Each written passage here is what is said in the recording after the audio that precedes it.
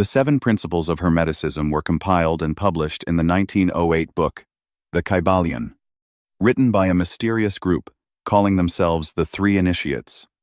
While the book claims to convey the ancient teachings of Hermes Trismegistus, he was not a single historical person, but a legendary figure associated with Hellenistic Egypt, combining aspects of the Greek god Hermes and the Egyptian god Thoth. The Hermetic texts attributed to him were written roughly between the 1st and 3rd centuries CE. The 7 principles of this Hermetic philosophy, as presented in the 𝐩𝐫𝐢𝐬𝐬, are mentalism, correspondence, vibration, polarity, rhythm, cause and effect, and gender. Hermeticism also centers on the idea that the human being, microcosm, is a symbolic reflection of the universe macrocosm, famously summarized by the Emerald Tablet maxim. That which is below is like that which is above, commonly shortened to, as above, so below. This video will explain each principle of Hermeticism and how to apply them in real life to transform it. The first principle of Hermetic philosophy is mentalism, which states that the all is mind. According to the 𝐩𝐫𝐢𝐬𝐬𝐬, this means that the universe is mental in nature and exists within a universal consciousness, referred to as the all. By altering your thoughts, you can influence your experience of the outer material world. Our mind participates in this greater universal mind, and the way we think shapes the way we perceive and interact with reality. This principle can be applied in real life through mental discipline.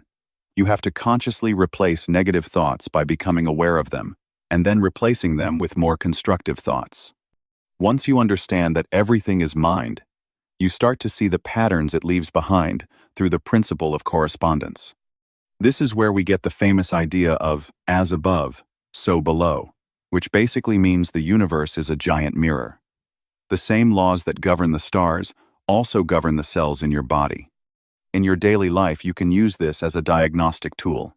If your external world, your room, your finances, or your schedule is a mess, it's a direct reflection that your internal mind is scattered.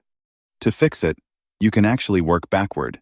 By cleaning your physical space and organizing the below, you force your mental above to fall into alignment. It's a feedback loop you can use to stay on track. But this universe isn't a still photograph. It's a constant vibration. Hermeticism teaches us that nothing rests, and everything is in motion, like a cosmic symphony. Even the things that look solid are actually humming with energy. In your real life, you can use this to hack your emotional state by understanding that emotions are simply different rates of vibration. States like joy, love, and gratitude have a high rapid frequency, while states like fear and hate vibrate at a much lower, heavier rate. To apply this, you have to consciously change the channel by engaging in activities that lift your frequency. This means spending time in meditation, visualizing your happiest moments, or practicing gratitude. By focusing on things that bring you genuine happiness, you literally speed up your mental vibration, making it impossible for lower energies like fear to stay in your space. This leads right into polarity, which is the secret to mental mastery. Everything has an opposite, but those opposites are actually just 2 ends of the same scale. Hot and cold are just different degrees of temperature, and in the same way, fear and courage are just different degrees of the same feeling. You don't have to kill a negative emotion.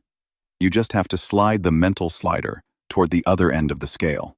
When you're anxious, recognize that you're just at the wrong pole of the peace scale. By focusing on the positive end, you naturally slide away from the negative. You aren't changing the emotion, you're just changing where you're standing on that Mobius strip of reality. However, you have to be ready for the principle of rhythm, because the pendulum always swings. Everything in life has a tide, a rise, and a fall. Most people suffer because they get addicted to the highs and then get crushed when the low season inevitably hits. To apply this, you have to practice what the sages call neutralization. When life is going great, enjoy it, but stay grounded and detached. If you don't let your ego get too high during the good times, the pendulum won't have the momentum to pull your spirit down when the swing goes the other way. You stay centered while the rhythm of the world happens around you. As the pendulum swings, it follows the law of cause and effect. There is no such thing as luck or chance. Those are just words we use for laws we don't understand yet. Every action has an equal reaction, which means your current life is the effect of causes you set in motion earlier. To take control, you have to stop being a billiard ball, getting knocked around by life, and start being the player. Set clear intentions and monitor your thoughts like they are seeds. If you don't like the fruits in your life, you have to go back and change the cause. By using your will to plant better seeds today, you legally guarantee a better effect tomorrow. Finally, all of this creation is powered by the principle of gender.